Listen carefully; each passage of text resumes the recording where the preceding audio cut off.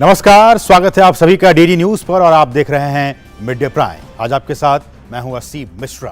अगले 1 घंटे में हम बात करेंगे देश भर की तमाम बड़ी खबरों की, बताएंगे कि दुनिया भर में कौन कौन सी खबरों पर है सबकी नजरें, क्या कुछ चल रहा है खेल और अर्थ जगत में, साथ ही साथ कुछ झलकियां फिल्म, कला और संस्कृति के क्षेत्र से। लेकिन सबसे पहले बड़ी खबरें। प्रधानमंत्री नरेंद्र मोदी ने गांधीनगर में आयोजित भाजपा के महापौर सम्मेलन को किया संबोधित।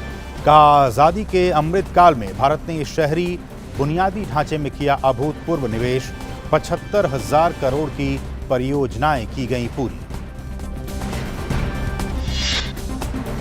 भाजपा अध्यक्ष जेपी नड्डा ने गुजरात दौरे पर गांधीनगर में नमो किसान पंचायत ई-बाइक कार्यक्रम की शुरुआत की। कहा, पीएम मोदी ने गरीब कल्याण अन्न योजना चलाकर गरीब जनता को मजबूत करने का किया काम।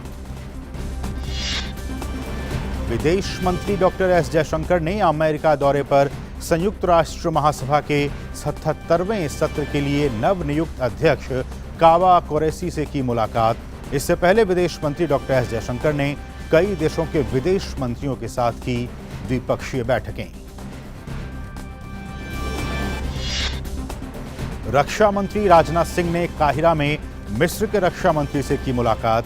द्विपक्षीय रक्षा संबंधों को बढ़ाने के लिए कई पहलुओं पर की चर्चा। रक्षा सहयोग बढ़ाने के लिए सहमति पत्र पर हुए हस्ताक्षर।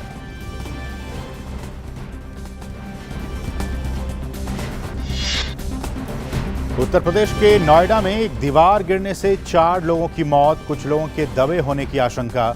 मुख्यमंत्री योगी आदित्यनाथ ने राहत और बचाव कार्यों के दिए निर्देश। मैक्सिको में 2 विनाशकारी भूकंपों की बरसी पर 7.6 तीव्रता का आया भूकंप। तेज झटकों से कांपी धरती। भूकंप के कारण एक व्यक्ति की मौत और कई इमारतें क्षतिग्रस्त। मैक्सिको सिटी में बिजली गुल होने से कई हिस्सों में यातायात बाधित। फियोना तूफान ने कैरेबियाई द्वीप प्यूर्टो रिको और डोमिनिकन गणराज्य में मचाई तबाही। प्यूर्टो रिको में तूफान के कारण बिजली गुल, तूफान से 2 लोगों की मौत।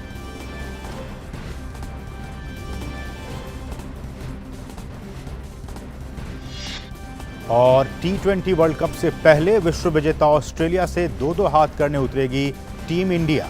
3 मैचों की T20 सीरीज का पहला मुकाबला आज मोहाली में।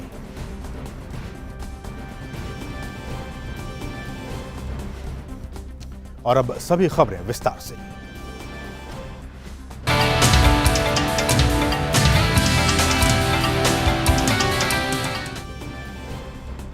प्रधानमंत्री नरेंद्र मोदी ने गांधीनगर में आयोजित 2 दिवसीय भाजपा के राष्ट्रीय महापौर सम्मेलन को संबोधित किया। देश भर में भाजपा शासित शहरी स्थानीय निकायों के 121 महापौर और उप महापौर 2 दिवसीय इस कार्यक्रम में हिस्सा ले रहे हैं। सम्मेलन को संबोधित करते हुए आजादी के अमृतकाल में पीएम ने कहा कि आजादी के अमृतकाल में आज भारत अपने शहरी बुनियादी ढांचे पर अभूतपूर्व निवेश कर रहा है। आजादी के अमृतकाल में आज भारत अपने अर्बन इंफ्रास्ट्रक्चर पर अभूतपूर्व निवेश कर रहा है। 2014 तक हमारे देश में मेट्रो नेटवर्क 250 किलोमीटर से भी कम था। आज देश में मेट्रो नेटवर्क 775 किलोमीटर से भी ज्यादा हो चुका है। 1000 किलोमीटर के नए मेट्रो रूट पर आज काम चल रहा है। हमारा प्रयास है कि हमारे शहर होलिस्टिक लाइफस्टाइल का भी केंद्र बने। आज 100 से अधिक शहरों में स्मार्ट सुविधाओं का निर्माण किया जा रहा है। इन अभियान के तहत अभी तक देश भर में 75,000 करोड़ रुपए से अधिक के प्रोजेक्ट्स पूरे किए जा चुके हैं। प्रधानमंत्री ने कहा कि सरकार ने शहरी गरीबों के साथ साथ मध्यम वर्ग के घर के सपने को भी पूरा करने का काम किया है। साथ ही उन्होंने कहा कि RERA, real estate regulatory authority RERA जैसे कानून बनाकर भी लोगों के हित सुरक्षित किए हैं। शहरी गरीबों के साथ साथ जो हमारा मध्यम वर्ग है, उनके घर के सपने को पूरा करने के लिए भी सरकार ने हजारों करोड़ रुपए की मदद की है। हमने रेरा जैसे कानून बनाकर लोगों के हित सुरक्षित किए हैं, खास करके मध्यम वर्गीय परिवार। रेरा के कारण अब उसको ये अधिकार मिला है कि उसके जो निर्णय हुआ है वो चीज उसको मिलनी चाहिए। और प्रधानमंत्री ने कहा कि आजादी के अमृतकाल में शहरी विकास का रोड मैप बनाने में इस सम्मेलन की बहुत ही अहम भूमिका है। आजादी के अमृतकाल में अगले 25 वर्ष के लिए भारत के शहरी विकास का एक रोड मैप बनाने में भी इस सम्मेलन की बड़ी भूमिका है। सामान्य मानवीय का जीवन का रोजमर्रा का संबंध आप ही के लोगों के जिम्मे है। हमारे देश के नागरिकों ने बहुत लंबे अरसे से शहरों के विकास को लेकर भाजपा पर जो विश्वास रखा है,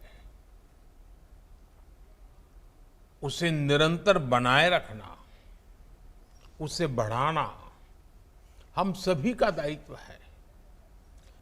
और प्रधानमंत्री ने कहा कि शहरी विकास में भाजपा के सबका साथ, सबका विकास, सबका विश्वास और सबका प्रयास की झलक दिखाई देती है। साथ ही उन्होंने कहा कि यह भाजपा के गवर्नेंस मॉडल को दूसरे से भी अलग करती है। सबका साथ, सबका विकास, सबका विश्वास और सबसे महत्वपूर्ण बात है सबका प्रयास। ये जो वैचारिक परिपाटी भाजपा ने अपनाई है, वही हमारे शासन के, गवर्नेंस के मॉडल के, डेवलपमेंट के मॉडल के, हमारे शहरी विकास में भी वो झलकती है। यही हमारे गवर्नेंस मॉडल को दूसरों से अलग करता है। जब विकास मानव केंद्रित होता है, जब जीवन को आसान बनाना, ईज ऑफ लिविंग सबसे बड़ी प्राथमिकता होती है। और भाजपा के राष्ट्रीय महापौर सम्मेलन के उद्घाटन समारोह को संबोधित करते हुए भाजपा अध्यक्ष जेपी नड्डा ने कहा कि सत्ता एक माध्यम है, लक्ष्य हमारा सेवा है। नड्डा ने कहा कि सुशासन के जरिए किस प्रकार जनता की सेवा कर सकते हैं, हम इसके लिए वो तमाम काम करते हैं। हम राजनीति में आए हैं तो सिर्फ गद्दी पर बैठने नहीं आए हैं, सत्ता पर बैठने नहीं आए हैं। सत्ता हमारे लिए माध्यम है, लक्ष्य हमारा सेवा है और उस सेवा के लिए हम सब कार्य में जुटे हैं। और इसलिए सुशासन के माध्यम से किस तरीके से सामान्य जन की हम सेवा कर सकते हैं और उनको लाभ पहुंचा सकते हैं, इसके लिए हम काम करते हैं। और सुशासन के विभाग जो हमें बताता है, उसके माध्यम से हम उसको कार्य रूप देने का प्रयास करते हैं। और यहां रुकेंगे छोटे से ब्रेक के लिए। आप देखते रहिए डीडी न्यूज।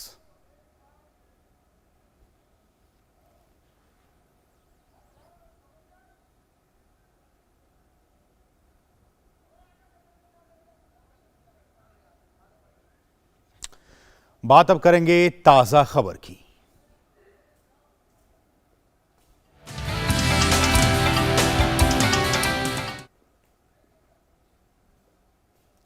दिल्ली से सटे नोएडा के सेक्टर 21 के जलवायु विहार में एक दीवार गिरने से उसमें 4 लोगों की मौत हो गई है। जानकारी के मुताबिक मरम्मत कार्य के दौरान मजदूरों पर दीवार गिर गई, जिससे यह हादसा हुआ। दीवार गिरने से कई लोगों के उसमें दबे होने की भी आशंका जताई जा रही है। मौके पर पुलिस और प्रशासन फंसे हुए लोगों को बचाने का काम कर रही है। और इस सबके बीच नोएडा के डीएम सुहास एलवाई ने मौके पर स्थिति का जायजा लिया। उन्होंने कहा कि घायलों को अस्पताल पहुंचाया जा रहा है, साथ ही मामले पर विस्तृत रिपोर्ट मांगी गई है। इसकी विस्तृत जांच कराई जाएगी और तथ्यों को पता कराई जाएगी। और अब अभी तक 2 डिस्ट्रिक्ट हॉस्पिटल में और 2 कैलाश हॉस्पिटल में डेथ होने की सूचना है, इसकी पुष्टि कराई जा रही है। और बाकी यहाँ पर मौके पर रेस्क्यू ऑपरेशन जो आप देख सकते हैं कि तेजी गति से कार्य चल रही है और समस्त सूचनाओं को पुष्टि भी की जा रही है, क्योंकि अभी समस्त अधिकारीगण या मौके पर आकर जो रेस्क्यू ऑपरेशन है वो करते हुए जितने भी घायल लोग हैं उनको उपचार करने का कार्य कर रहे हैं। और इस मामले में मुख्यमंत्री योगी आदित्यनाथ ने दीवार गिरने की घटना पर दुख जताया है, शोक संतप्त परिजनों के प्रति संवेदना व्यक्त की है और घायलों के शीघ्र स्वस्थ होने की कामना करते हुए उनके उपचार की समुचित व्यवस्था करने के निर्देश दिए हैं। हमारे साथ हमारे सहयोगी मुकेश शुक्ला इस वक्त ताज़ा अपडेट के साथ नोएडा से जुड़ गए हैं। मुकेश, सबसे पहले तो यही बात कि इस वक्त क्या कुछ ताज़ा स्थिति है, और जैसा कि हमारे साथ मुकेश जुड़ेंगे, लेकिन जो खबर ये बहुत दुखद खबर आई नोएडा के सेक्टर 21 से, जलवायु विहार से, जहां एक दीवार गिरने से उसमें 4 लोगों की मौत हो गई है। हमारे सहयोगी मुकेश जुड़ गए हैं। मुकेश, सबसे पहले यही कि इस वक्त क्या ताज़ा अपडेट है, और जो लोग, हमने कहा कि कुछ लोगों के फंसे होने की भी संभावना है, क्या उन लोगों को निकाल लिया गया है?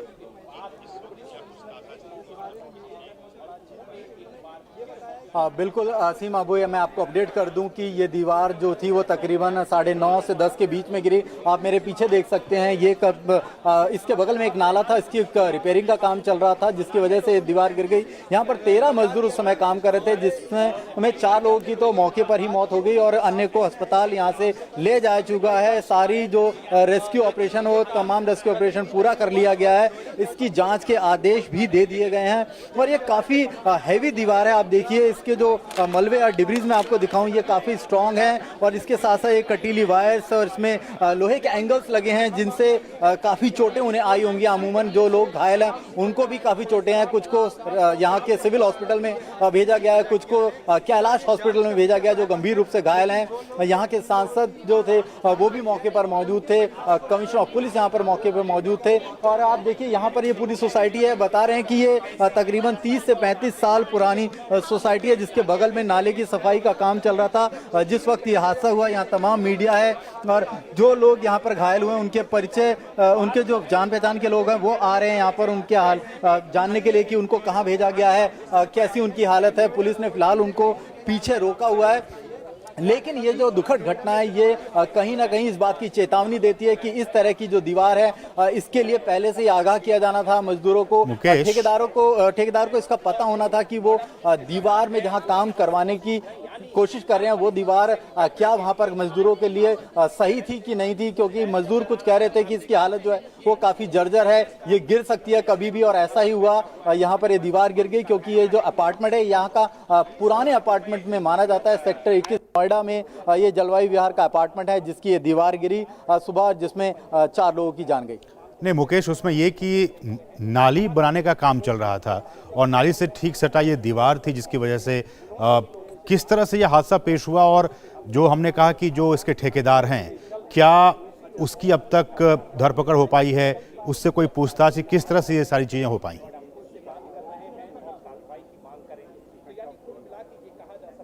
बिल्कुल असीम, यहाँ पर जो नाली थी वो इसके साथ से जा रही थी, वो काफ़ी पुरानी नाली थी मैं आपको बताऊं, लेकिन उसका जो बेस था वो इतना मजबूत नहीं था, यानी उसकी गहराई इतनी नहीं थी। जब उसकी सफाई शुरू हुई उसी दौरान ये दीवार जो है वो गिर गई, भरभराती हुई, क्योंकि आपको जो बेस था दीवार का वो तो नीचे था बट नाली का उतना बेस नहीं था। जब वहाँ से उन्होंने उसके मलबे को निकालना शुरू किया तो इस दीवार का जो वो कॉर्नर था जहाँ से दीवार कमज़ोर पड़ी हुई थी वो अचानक से ढह गई और इसके नीचे ये मजदूर आ गए। 13 लोग जो इसके नीचे दबे, जिसमें 4 लोगों की मौके पर मौत हो गई। और जो ठेकेदार है उसको पुलिस, जो यहाँ पर पुलिस के लोग हैं जिनसे हमने बात करने की कोशिश करी, उन्होंने बोला उसको डिटेन कर लिया गया, उसको पकड़ लिया गया है। अब लायबिलिटी किसकी फिक्स होती है, इस दीवार की जो सोसाइटी की पुरानी है या ठेकेदार की कि जबरन उसने काम कराने की शुरू करी, इस पे सीईओ यहाँ पर ऋतु महेश्वरी जो हैं उनको सीधे के सीधे जांच के आदेश दे दिए गए हैं। यहाँ पर जो डीएम है उनको भी बता दिया गया है, YSLV को, कि वो जांच करेंगे। इसके लिए लिए थोड़ा समय लगेगा, लेकिन फिलहाल जो रेस्क्यू ऑपरेशन है वो पूरा कर लिया गया है। यहाँ से तमाम लोगों को निकाल लिया गया है और जो उनके पहचान के लोग हैं, जो उनके परिवार के लोग हैं, क्योंकि काफ़ी लोग यूपी से आए हैं, बदायूं से बताए जा रहे हैं, उन तक उनके परिवार तक ये सूचना दे दी गई है, उनके शवों के बारे में उनको बता दिया गया है। लेकिन जो यह हादसा था कहीं ना कहीं प्रशासन को ये बताने के लिए काफ़ी होगा कि आगे इस तरह की अगर मरम्मत हो या काम हो तो उसके पैरामीटर को पहले फुलफिल कर लिया जाए। उसके लिए तमाम जो एहतियात हैं वो बरत लिए जाएं। आप दोनों तरफ देखेंगे तो जेसीबी लगी हुई है जिसने यहाँ से डिब्रीज हटाई है, मलबे हटाए हैं, तो कहीं ना कहीं जो जान माल का नुकसान हुआ है उससे पूरा नोएडा बहुत बहुत शुक्रिया मुकेश, बहुत बहुत शुक्रिया इन तमाम ताज़ा अपडेट्स को ग्राउंड जीरो से हम तक पहुंचाने के लिए आपका बहुत बहुत शुक्रिया। बढ़ेंगे आगे और यहाँ रुकें एक और छोटे से ब्रेक के लिए। आप देखते रहिए डीडी न्यूज़।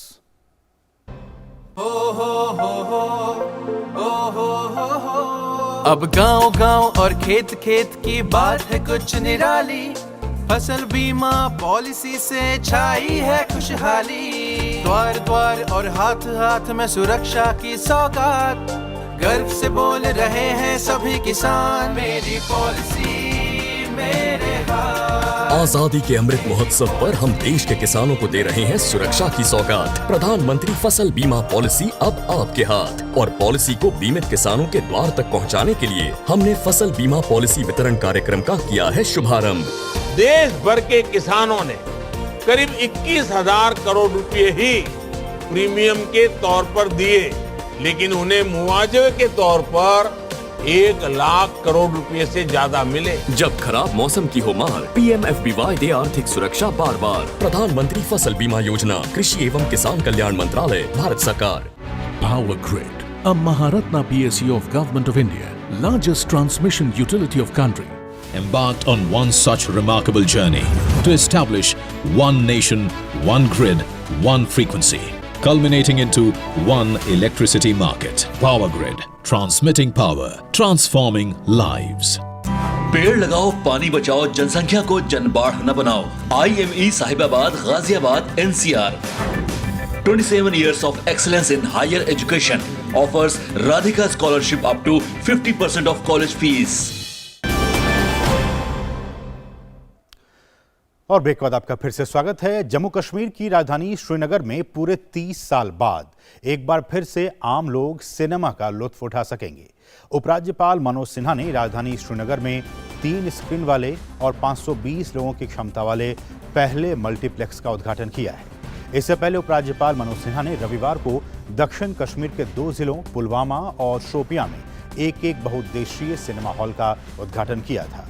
कश्मीर घाटी में 1980 के दशक के अंत तक लगभग 1 दर्जन सिनेमा हॉल थे, लेकिन 2 आतंकी संगठनों द्वारा सिनेमा हॉल मालिकों को धमकी दिए जाने के बाद उन्हें कारोबार बंद करना पड़ा था। हालांकि अधिकारियों ने 1990 के दशक के अंत में कुछ थिएटर को फिर से खोलने का प्रयास किया, लेकिन सितंबर 1999 में लाल चौक के मध्य में स्थित रीगल सिनेमा पर एक घातक ग्रेनेड हमला कर आतंकवादियों ने इस तरह के प्रयासों को विफल कर दिया। और इस मौके पर उपराज्यपाल मनोज सिन्हा ने कहा कि कला समाज का एक बहुत ही महत्वपूर्ण अंग होता है, और यदि विज्ञान खोज के लिए लोगों को प्रेरित करता है तो आर्ट, कला उसकी अभिव्यक्ति है। कला को अलग अलग प्रकार से व्यक्त किया जा सकता है, और इसलिए मैं समझता हूँ कि विज्ञान अगर खोज है तो कला उसकी अभिव्यक्ति है। सिनेमा के इन्वेंशन के पहले दास्तान गोई किताबों के माध्यम से लोग नई नई कहानियों और नई नई जगहों के बारे में, नई संस्कृतियों के बारे में सुनते थे। ये समझना जरूरी है कि वो सिर्फ कहानियां नहीं सुनते थे, बल्कि शब्दों को सुनकर वो अपने दिमाग में एक चित्र बनाते थे, एक कल्पना करते थे, इमेजिन करते थे। और अब रुक करेंगे राजस्थान का। राजस्थान विधानसभा के बाहर बीजेपी का विशाल प्रदर्शन हो रहा है। इस वक्त लंपी वायरस से जिस तरह से वहां पे लाखों मवेशियों की मौत हुई है, उसके खिलाफ बीजेपी का यह विरोध प्रदर्शन राजस्थान विधानसभा के बाहर आप इन तस्वीरों में देख सकते हैं। हम जानते हैं कि राजस्थान में लंपी वायरस का सबसे बुरा प्रभाव पड़ा, लाखों की तादाद में गौवंश की मौत हुई, और इसके बावजूद कि भारत में इसको लेकर वैक्सीन है, वैक्सीन होने के बावजूद भी समय पर वहाँ की जो राज्य सरकार है, जो प्रशासन है, वो नहीं चेता। उन मवेशियों को, उन गौवंश को समय पर टीके नहीं लगाए गए और नहीं लगाने की वजह से ये लंपी वायरस से वहाँ पे लाखों गौवंश से प्रभावित हुए। और आपने देखा कुछ दिनों पहले किस तरह से वहाँ पे हज़ारों लाखों की तादाद में गौवंशों की मृत्यु हो गई। राजस्थान के अलावा बाकी राज्यों में भी ये घटनाएं सामने आई, लेकिन राजस्थान सबसे ज़्यादा प्रभावित राज्य है, अभी भी है, क्योंकि वहाँ पे बहुत सारे तादाद में वहाँ पे गौवंश लंपी वायरस से प्रभावित हैं और इसके विरोध में भाजपा लगातार विरोध प्रदर्शन कर रही है। ये तस्वीरें राजस्थान विधानसभा के बाहर की आप देख सकते हैं। वहाँ पे बीजेपी लगातार, चूँकि वहाँ पे बीजेपी मुख्य विपक्षी पार्टी है और मुख्य विपक्षी पार्टी के नाते वो वहाँ पे राज्य सरकार ने जो जिस तरह से ढिलाई बरती इस पूरे मामले को लेकर, उसके खिलाफ ये विरोध प्रदर्शन कर रही है। ये तस्वीरें राजस्थान विधानसभा के बाहर की तस्वीरें, जहाँ पे बीजेपी विरोध प्रदर्शन कर रही है। आप देख रहे हैं वहाँ पे जो पुलिस प्रशासन है उसके साथ जो बीजेपी के कार्यकर्ता हैं उनका धक्का मुक्की जारी है। और इसमें हमारे साथ हमारे राजस्थान के सहयोगी मुरारी गुप्ता भी इस वक्त जुड़ गए। मुरारी, लगातार हम जो खबरें आ रही थी कि वहाँ पे लाखों की तादाद में गौवंश की मृत्यु हुई है, उसके खिलाफ, उसके गुस्से के स्वरूप हम इस विरोध प्रदर्शन को देख सकते हैं। आज सुबह से ही, बल्कि कहना चाहिए कि पिछले 2-3 दिन से भारतीय जनता पार्टी राजस्थान में जिस तरह लंपी बीमारी फैल रही है, गायों की मौत रही है, उसको लेकर लगातार आक्रामक है और गहलोत सरकार पर लगातार हमला बोल रही है। आज भी और कल भी लंपी बीमारी को लेकर जोरदार विधानसभा के अंदर और बाहर लगातार प्रदर्शन कर रही है। आज भी भारतीय जनता पार्टी के जो कार्यालय है वहां से लेकर विधानसभा तक एक बहुत बड़ा हुजूम के साथ भारतीय जनता पार्टी के कार्यकर्ता रैली निकाल रहे हैं और इसके खिलाफ लगातार सरकार को घेरने का प्रयास कर रहे हैं। जो बीजेपी के प्रदेश अध्यक्ष हैं सतीश पूनिया, वो लगातार कह रहे हैं कि जो लंपी बीमारी है गाय को लेकर अशोक गहलोत सरकार है वो कहीं न कहीं लापरवाही बरत रही है, क्योंकि वो उदाहरण देते हैं कि आसपास के जो पड़ोसी राज्य हैं वहाँ लगातार गायों का टीकाकरण हो रहा है, लेकिन राजस्थान में कहीं न कहीं इस मामले में गहलोत सरकार पीछे रह गई है। अजीम नहीं, वही मैंने पूछा कि जिस तरह से मुरारी, हमने कहा कि देश में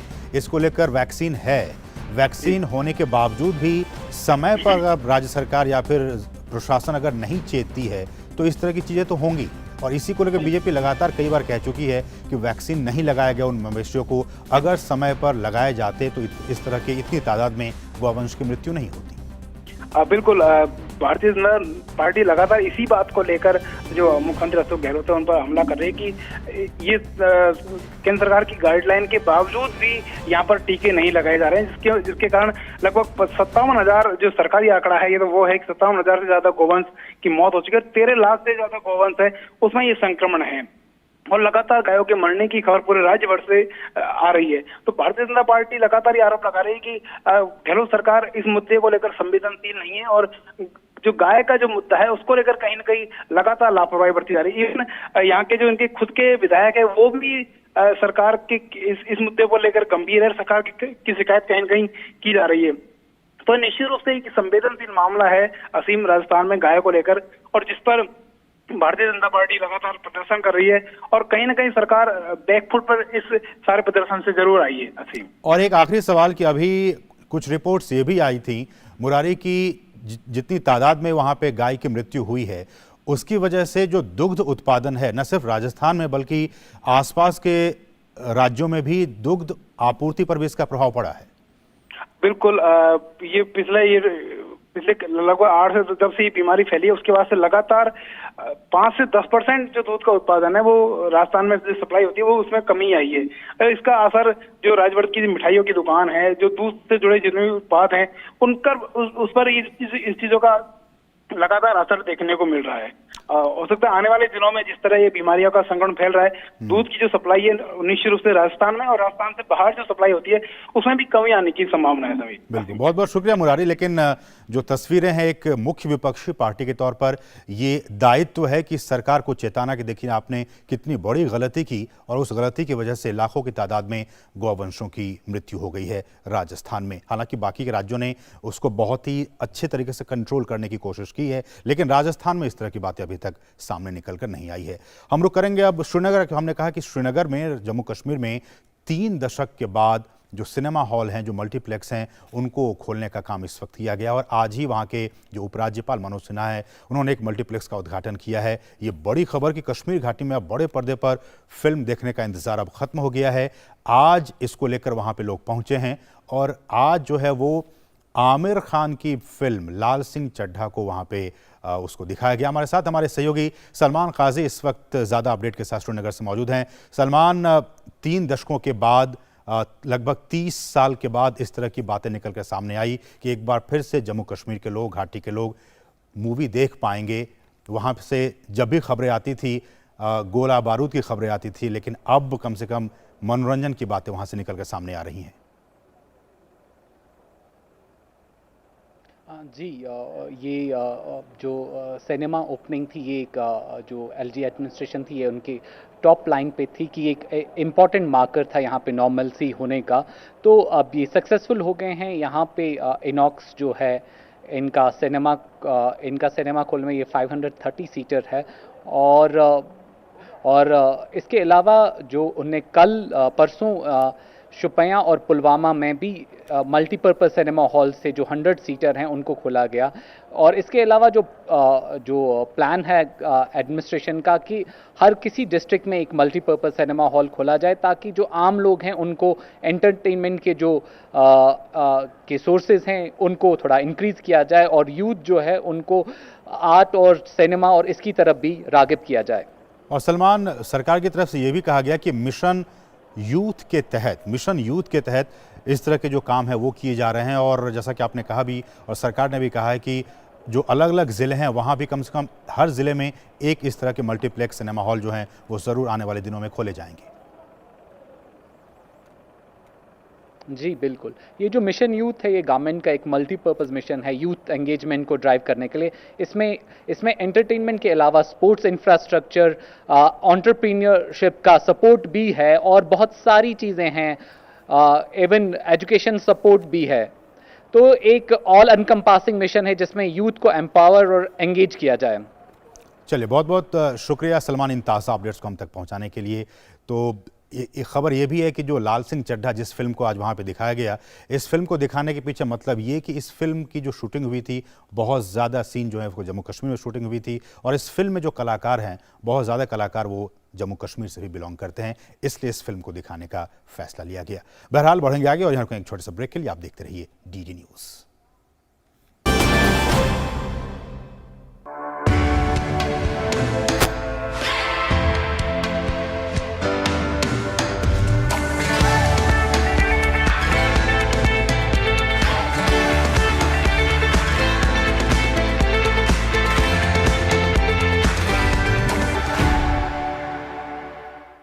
Power Grid, a Maharatna PSU of Government of India, largest transmission utility of country, embarked on one such remarkable journey to establish one nation, one grid, one frequency, culminating into one electricity market. Power Grid, transmitting power, transforming lives. पेड़ लगाओ, पानी बचाओ, जनसंख्या को जनबाढ़ न बनाओ। IME Sahibabad, Ghaziabad, NCR 27 years of excellence in higher education offers Radhika scholarship up to 50% of college fees. और अब कुछ दूसरी अहम राष्ट्रीय खबरें।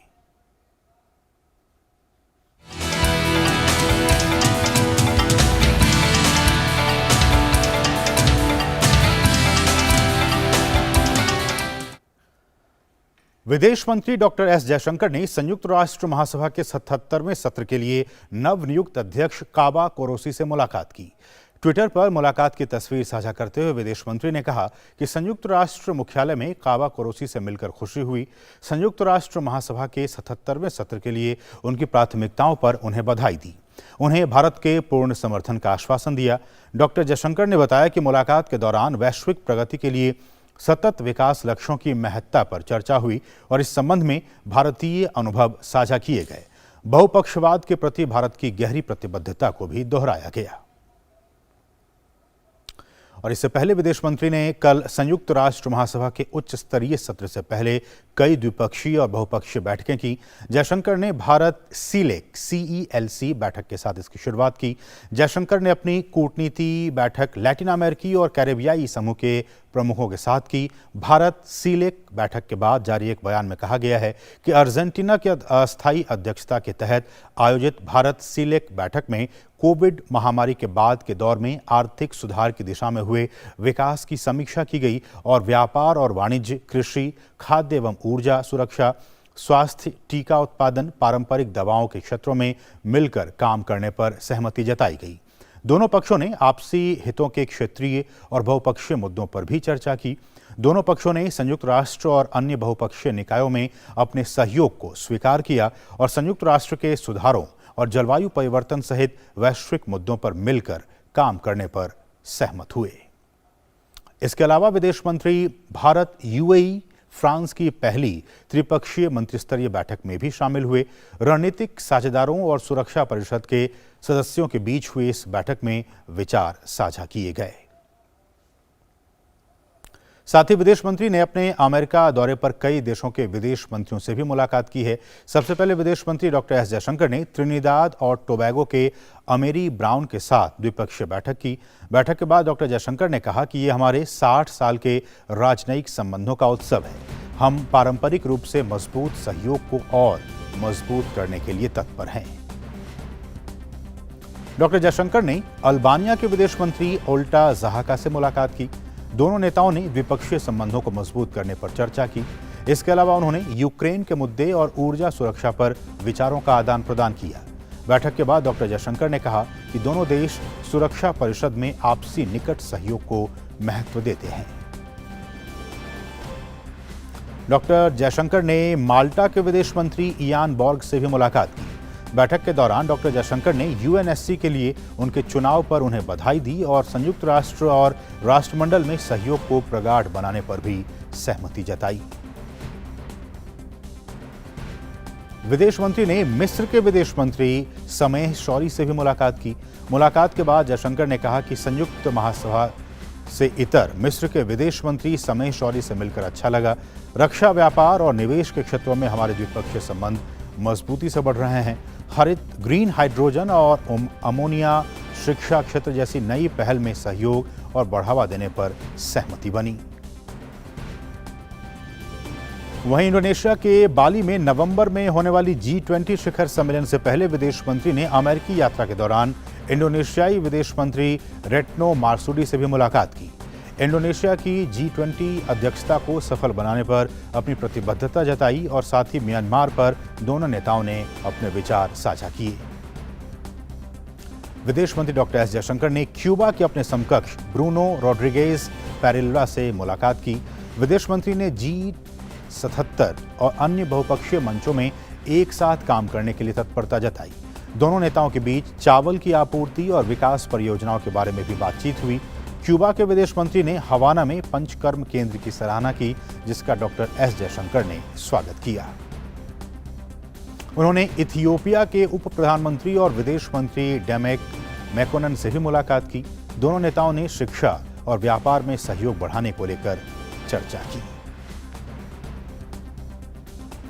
रक्षा मंत्री राजनाथ सिंह मिस्र की आधिकारिक यात्रा पर हैं। राजनाथ सिंह ने काहिरा में मिस्र के रक्षा मंत्री जनरल मोहम्मद जकी से मुलाकात की। मुलाकात की तस्वीरें ट्विटर पर साझा करते हुए रक्षा मंत्री ने कहा कि द्विपक्षीय रक्षा संबंधों को और विस्तारित करने के लिए कई पहलों पर व्यापक चर्चा हुई। मुलाकात के दौरान दोनों नेताओं ने रक्षा सहयोग पर समझौता ज्ञापन पर हस्ताक्षर भी किए। राजनाथ सिंह ने कहा कि समझौता ज्ञापन पर हस्ताक्षर से द्विपक्षीय संबंधों को नई गति मिलेगी और तालमेल बढ़ेगा। उपराष्ट्रपति जगदीप धनखड़ ने अखिल भारतीय प्रबंधन संघ के 49वें राष्ट्रीय प्रबंधन सम्मेलन का उद्घाटन किया। लोगों को संबोधित करते हुए उन्होंने कहा कि देश के सामने इस समय कई चुनौतियां हैं, लेकिन इन चुनौतियों का प्रशासक, शिक्षाविद और विशेषज्ञ अपनी सकारात्मक भूमिका से सामना कर रहे हैं।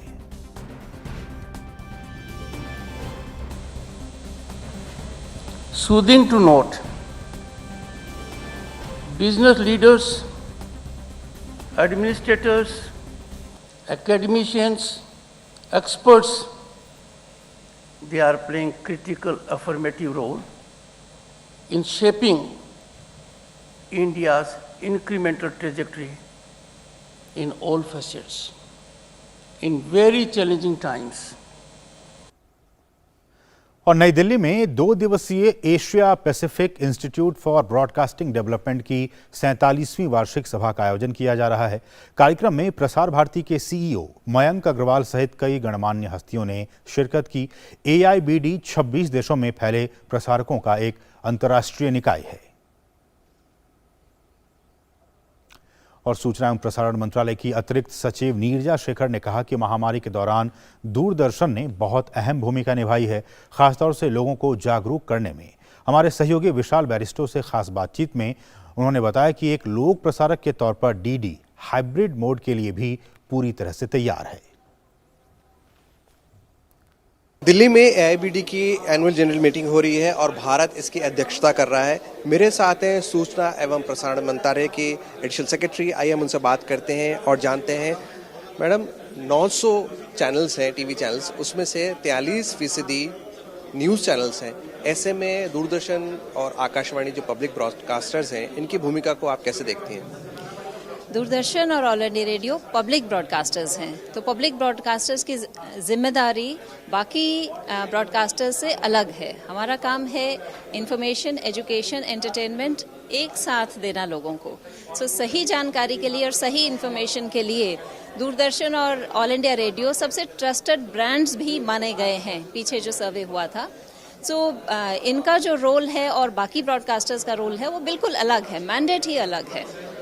पैंडेमिक में दूरदर्शन और आकाशवाणी ने काफ़ी अच्छी भूमिका निभाई। क्या आपको लगता है कि वो अपनी भूमिका ठीक से निभा पाए? दूरदर्शन और ऑल इंडिया रेडियो ने जो भूमिका पैंडेमिक में निभाई है उसको इसका सबसे बड़ा रोल जो जिसे हमें कहते हैं एक पब्लिक लीडर जो हैं, वो हमारे प्रधानमंत्री जी ने जो दिया, जो addresses of the nation to the nation जो उन्होंने किए दूरदर्शन और रेडियो के माध्यम से, जो उनकी मन की बात का कार्यक्रम आता है रेडियो के माध्यम से, और जो उनके एड्रेसेस ऑफ द नेशन थे वो 200 चैनल्स तक ने ब्रॉडकास्ट किए थे।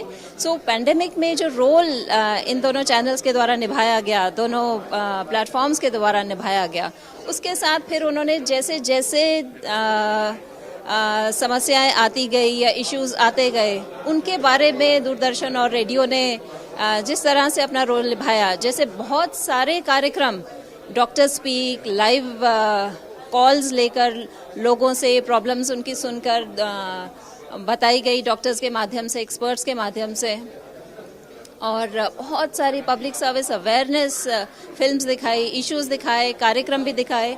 अब तो लेटेस्ट एक और इनका सीरीज अभी शुरू किया है दूरदर्शन ने, दूर से नमस्ते, जो कि हर संडे 11 बजे आता है, जो कि पोस्ट पेंडेमिक इश्यूज के लिए है कि किस तरह से परिवारों में हम, पेंडेमिक तो बाय एंड लार्ज जा रहा है, लेकिन आज भी जो इश्यूज हैं सेहत से संबंधित, पेंडेमिक से संबंधित, उसको हमें परिवारों में किस तरह से समझना है, तो उसके बारे में दूरदर्शन का जो रोल है पेंडेमिक से रिलेटेड बहुत अच्छा और स्ट्रांग रहा है।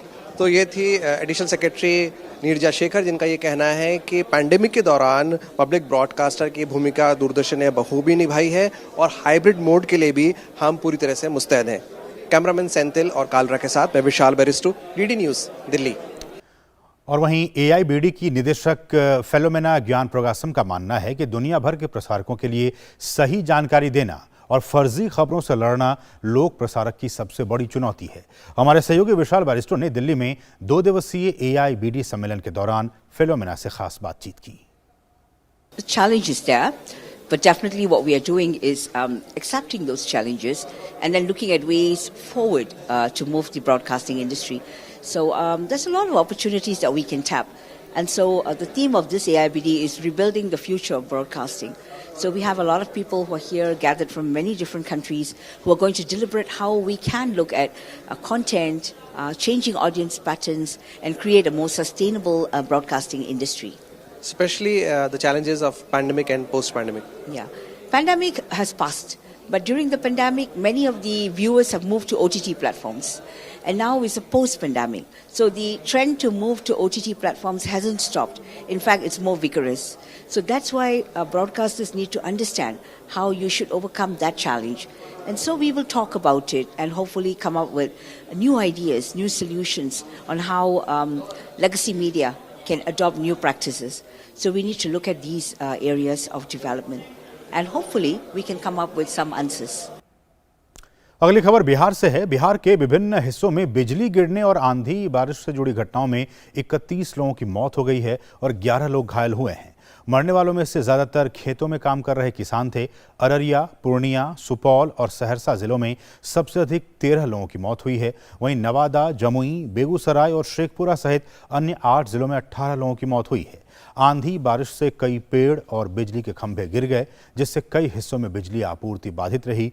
मुख्यमंत्री नीतीश कुमार ने मृतकों के परिजनों को 4 लाख रुपए की आर्थिक मदद की घोषणा की है। उन्होंने घायलों के निःशुल्क उपचार के आदेश दिए हैं। मुख्यमंत्री ने लोगों से बिजली कड़कने के दौरान सतर्क रहने की अपील की है। करगिल युद्ध में पाकिस्तान को धूल चटाने वाले भारतीय युद्धपोत INS अजय को 32 साल की शानदार सेवा के बाद कल सेवा मुक्त कर दिया गया। सूर्यास्त के समय जहाज के राष्ट्रीय ध्वज, नौसेना के पताका और डीकमीशनिंग पेनेंट को उतारा गया था, जो कि कमीशन की गई सेवा के अंत का प्रतीक था। अपनी सेवा के दौरान इस जहाज ने करगिल युद्ध के दौरान ऑपरेशन तलवार और 2001 में ऑपरेशन पराक्रम सहित कई नौसैनिक अभियानों में हिस्सा लिया था। INS अजय P-34 को 24 जनवरी 1990 को तत्कालीन USSR में पोर्टी जॉर्जिया में कमीशन किया गया था। यह महाराष्ट्र नेवल एरिया के संचालन नियंत्रण के तहत 23वें पेट्रोल वेसल स्क्वाड्रन का हिस्सा था। जहाज ने 32 से अधिक वर्षों से सक्रिय नौसैनिक सेवा में अपनी शानदार यात्रा के दौरान करगिल युद्ध के दौरान ऑपरेशन तलवार और भारत पाकिस्तान गतिरोध के दौरान 2001-2 में ऑपरेशन पराक्रम अपनी क्षमता साबित की थी। इसके अलावा भारतीय नौसेना के कई नौसैनिक अभियानों में भी उसने हिस्सा लिया था। 2017 में उरी हमले के बाद जहाज को समुद्री सीमा की सुरक्षा के लिए तैनात किया गया था। राष्ट्र को 32 साल की शानदार सेवा देने के बाद 19 सितंबर को सूर्यास्त होते ही इस समुद्री योद्धा को सेवा से मुक्त कर दिया गया। आरएसएस नेता श्रीनिवासन की हत्या के मामले में इस्लामिक संगठन पॉपुलर फ्रंट ऑफ इंडिया के एक नेता को गिरफ्तार किया गया है। आरोपी नेता का नाम अबू बकर सिद्दीकी है, जिसकी गिरफ्तारी केरल के पलक्कड़ जिले से हुई है। पुलिस ने बताया कि पीएफआई के पलक्कड़ जिला सचिव अबू बकर सिद्दीकी को श्रीनिवासन की हत्या की साजिश रचने के मामले में गिरफ्तार किया गया है। साथ ही ये भी कहा गया कि अबू बकर सिद्दीकी अपने अन्य पीएफआई कार्यकर्ताओं के साथ मिलकर टारगेट करने के लिए राजनेताओं की सूची तैयार करता था। वहीं अबू बकर सिद्दीकी की गिरफ्तारी पर पीएफआई के CPIM के नेतृत्व वाली LDF सरकार पर राज्य में अपने कार्यकर्ताओं को परेशान करने और उन्हें झूठे मुकदमे में फंसाने का आरोप लगाया है। उन्होंने कहा कि बीते दिनों कोझिकोड में पीएफआई द्वारा आयोजित एक रैली में भारी भीड़ को देखकर सरकार चिंतित हो गई, जिस कारण कार्यकर्ताओं को परेशान किया जा रहा है। तमिल फिल्म इंडस्ट्री में एक बुरी खबर आ रही है। अभिनेत्री पॉलिना जेसिका का शव उनके अपार्टमेंट से बरामद किया गया है। पुलिस ने घटनास्थल से एक सुसाइड नोट भी बरामद किया है। अभिनेत्री पॉलिना जेसिका दीपा नाम से पहचानी जाती थी। बताया जा रहा है कि सुसाइड नोट में किसी के नाम का कोई जिक्र नहीं है, इसलिए पुलिस ने शव को पोस्टमार्टम के लिए भेजते हुए मामला दर्ज कर लिया है और जांच शुरू कर दी है। 29 वर्षीय अभिनेत्री चेन्नई के विरुगम बक्कम में मल्लिकाई एवेन्यू में अकेली ही रहती थी। और अब अर्थ जगत से जुड़ी कुछ अहम खबरें।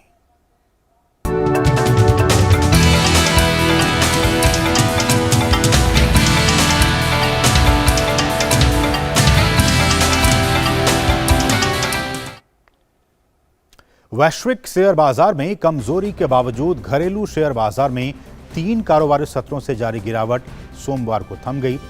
आज मंगलवार को भी यहां बढ़त का सिलसिला जारी है। BSE सेंसेक्स और निफ्टी तेजी के साथ खुले।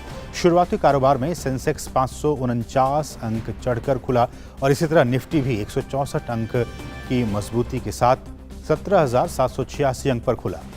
सभी इंडेक्स फायदे में कारोबार कर रहे हैं। Health care, metals, consumer durables index में 2% तक की तेजी आई है। बढ़ने वाले शेयरों में Apollo hospital, Tata Motors, Cipla, Eicher Motors और इंडसइंड बैंक शामिल रहे, जहां 3% से ज्यादा की तेजी देखी गई। गिरने वाले शेयर्स में ग्रासिम, नेस्ले और श्री सीमेंट शामिल रहे। कल के मुकाबले कच्चे तेल के दाम में तेजी दर्ज की जा रही है और ब्रेंट क्रूड ऑयल $92 प्रति बैरल के पार रहा। अमेरिका में दाम $85 पर रहे। शुरुआती कारोबार में रुपया 7 पैसे मजबूत होकर $79.70 पर नजर आया। बुधवार को होने वाली फेड की बैठक से पहले बाजार काफी संभल कर चल रहे हैं।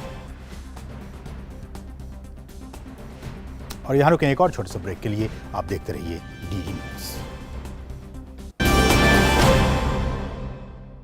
तुझे क्या हुआ है? शादी हो गई ना यार। बट सीरियसली महीने में एक बार तो मिलना चाहिए। हाँ, मेरे बाप की एयरलाइंस है ना। अरे 3 महीने में एक बार तो मिल सकते हैं। करेक्ट, पर कहाँ? इधर मेरे घर। तुझे कोई परमानेंट लैंडलॉर्ड मिल जाए क्या? Permanent landlady. प्रिया ने कहा हर महीने किराया देने से अच्छा है अपनी EMI भरो। तो हम किराएदार से मकान मालिक बन गए। मतलब ये घर तुम लोग का है? सच्ची? बट सीरियसली गाइस, किश्तों से रिश्ता जोड़ो, किराया तो पराया होता है। आसान किश्तों में home loans. Bank of India, रिश्तों की जमा पूंजी। पेड़ लगाओ, पानी बचाओ, जनसंख्या को जनबाढ़ न बनाओ। IME Sahibabad, Ghaziabad, NCR। 27 years of excellence in higher education offers Radhika scholarship up to 50% of college fees. और अब खेल जगत की खबरें।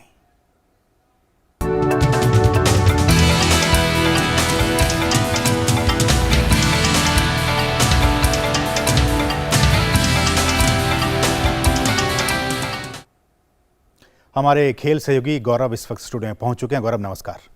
नमस्कार असीम। और खेल जगत की अगर बात करें और शुरुआत करें तो शुरुआत करेंगे भारत और ऑस्ट्रेलिया के बीच आज से शुरू होने वाली T20 सीरीज की, जहां भारत और ऑस्ट्रेलिया के बीच 3 मैचों की T20 सीरीज आज से शुरू हो जाएगी।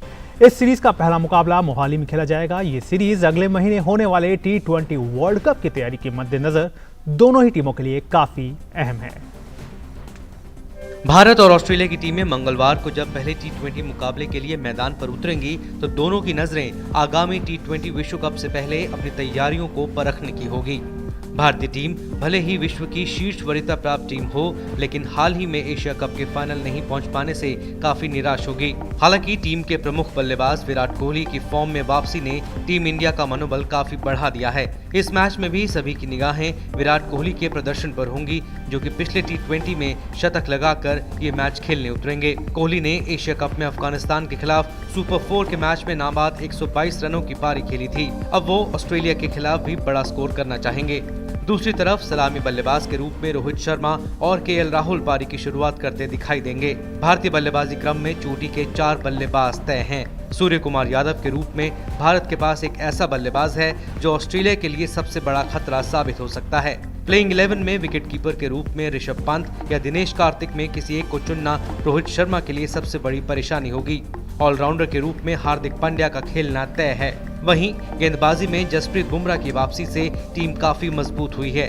वहीं एशिया कप में शानदार गेंदबाजी करने वाले भुवनेश्वर कुमार एक बार फिर टीम के प्रमुख गेंदबाज होंगे। स्पिन विभाग में आर अश्विन, युजवेंद्र चहल और अक्षर पटेल में किसे प्लेइंग 11 में जगह मिलेगी, ये देखने वाली बात होगी। दूसरी तरफ बात अगर मेहमान टीम की करें तो रोहित शर्मा एंड कंपनी भी जानती है कि इस फॉर्मेट में ऑस्ट्रेलिया कितनी मजबूत है। बीते साल ऑस्ट्रेलिया ने UAE में T20 विश्व कप अपने नाम किया था। वहीं हाल ही में उन्होंने जिम्बाब्वे के खिलाफ सीरीज जीती है। हालांकि ऑस्ट्रेलिया के लिए सीरीज जीतना आसान नहीं होने वाली। स्टार सलामी बल्लेबाज डेविड वार्नर को वर्कलोड मैनेज करने के लिए आराम दिया गया है। कैमरन ग्रीन को उनकी जगह टीम में शामिल किया गया है। वार्नर के अलावा मिचेल स्टार्क, मिशेल मार्श और मार्कस स्टोइनिस टीम का हिस्सा नहीं होंगे, जिसकी वजह से ऑस्ट्रेलियाई टीम थोड़ी कमजोर दिखाई दे रही है। कप्तान आरन फिंच के अलावा स्टीव स्मिथ और ग्लेन मैक्सवेल टीम के प्रमुख बल्लेबाज होंगे। वहीं गेंदबाजी में जॉश हेजलवुड और एडम जाम्पा टीम इंडिया के लिए खतरनाक साबित हो सकते हैं। बात अगर आंकड़ों की करें तो मोहाली में टीम इंडिया कभी हारी नहीं है। T20 में भारत और ऑस्ट्रेलिया 23वीं बार आमने सामने होंगे। इससे पहले हुए मुकाबलों में 13 बार भारत और 9 बार ऑस्ट्रेलिया ने जीत दर्ज की है। एशिया कप हो या फिर पिछला वर्ल्ड कप, टॉस हर मैच में अहम भूमिका निभाता आया है। यहाँ भी टॉस महत्वपूर्ण होने वाला है। टॉस जीतने पर कप्तान पहले गेंदबाजी ले तो अच्छा फैसला रहेगा। दूसरी पारी में बल्लेबाजी करना थोड़ा आसान हो जाएगा। Sports desk, GT news. तो वाकई क्रिकेट प्रेमियों के लिए एक रोचक और एक बड़ी सीरीज रहेगी ये T20 वर्ल्ड कप से पहले। अब बात कर लेते हैं नेशनल गेम्स की। गुजरात में होने वाले नेशनल गेम्स के लिए टेबल टेनिस की प्रतियोगिता की आज से शुरुआत हो गई। यह प्रतियोगिता 20 से 24 सितंबर तक सूरत के PDDU स्टेडियम में खेली जा रही है। देश के शीर्ष टेनिस खिलाड़ी एक्शन में दिख रहे हैं, जिसमें तमिलनाडु के शरद कमल, जीत साथिया और दिल्ली की मनिका बत्रा 36वें राष्ट्रीय खेलों में स्टार परेड की अगुवाई करती नजर आ रहे हैं। गुजरात के प्रशंसक और भी उत्साहित हैं क्योंकि उनके अपने सितारे हरमीत देसाई और मानव ठक्कर उनके राज्य की चुनौती का नेतृत्व करेंगे। पिछले नेशनल गेम्स के बात करें तो टेबल टेनिस का खिताब तमिलनाडु की टीम ने जीता था, जहां राज्य ने 3 स्वर्ण, 2 रजत और 1 कांस्य पदक को अपना बनाया था। एक बार फिर लौटते हैं क्रिकेट की खबरों पर। 17 साल बाद आज इंग्लैंड की क्रिकेट टीम पाकिस्तान की धरती पर मैच खेलने उतरेगी। पाकिस्तान और इंग्लैंड के बीच 7 मैचों की T20 सीरीज का पहला मैच आज कराची में खेला जाएगा। पहले मुकाबले से ठीक पहले मेहमान टीम के लिए एक बुरी खबर सामने आई है। टीम के कप्तान जोस बटलर चोटिल हो गए हैं और वो अब इसकी वजह से इस सीरीज के शुरुआती कुछ मैचों में नहीं खेल पाएंगे। जोस बटलर पिंडली में लगी चोट से जूझ रहे हैं और वो पूरी तरह से ठीक होने के बाद ही इंग्लैंड की कप्तानी कर पाएंगे। अब उनकी जगह इंग्लैंड टीम की कप्तानी पाकिस्तान की धरती पर मोइन अली करेंगे। तो असीम, ये थी खेल जगत से जुड़ी हुई तमाम बड़ी खबरें, लेकिन बाकी खबरों के लिए वापस एक बार फिर से आपके बहुत बहुत शुक्रिया गौरव, इन तमाम खेल अपडेट्स को हमारे दर्शकों तक पहुंचाने के लिए आपका बहुत बहुत शुक्रिया। और अब कुछ अंतर्राष्ट्रीय खबरें।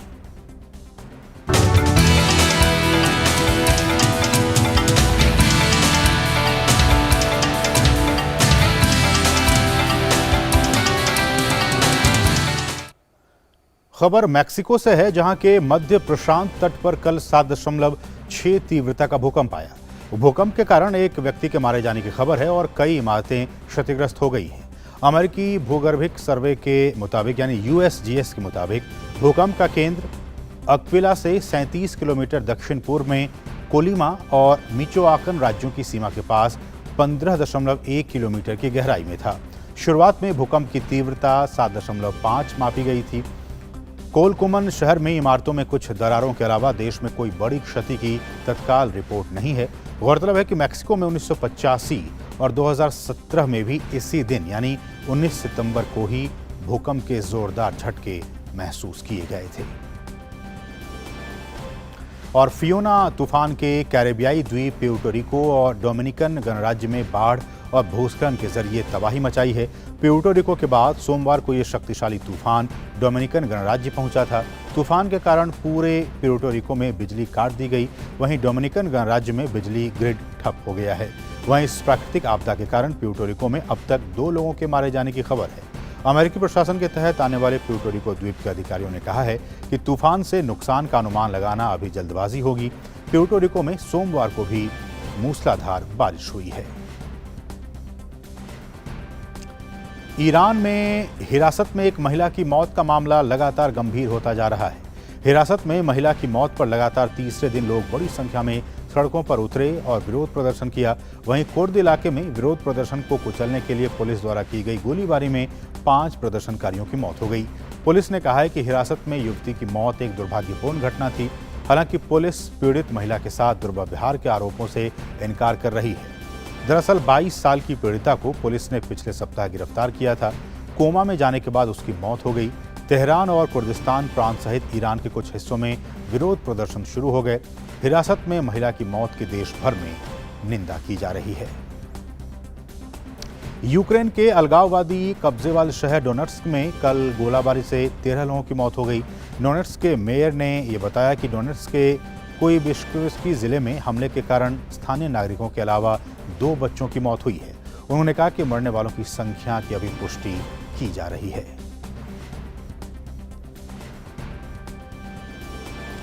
तो इस खबर के साथ मिड डे प्राइम के आज के अंक में बस इतना ही। मुझे और हमारी पूरी टीम को दीजिए अनुमति। नमस्कार।